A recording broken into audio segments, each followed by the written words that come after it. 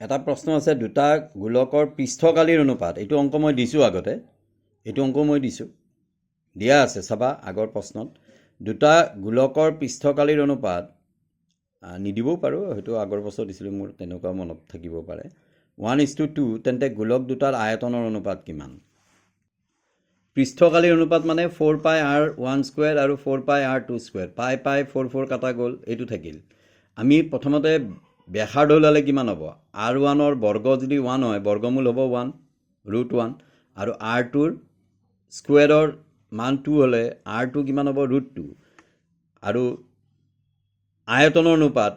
এই direct r1³ r2³ ওলালে হ'ল কাৰণ পাই আৰু 4/3 কাটাই যাব 1³ মানে 1 √1³ মানে 1 আৰু √2³ মানে কি 2√2 গতিকে 1:√2 যিটো আছিলে সেইটোৱে হ'ল উত্তৰ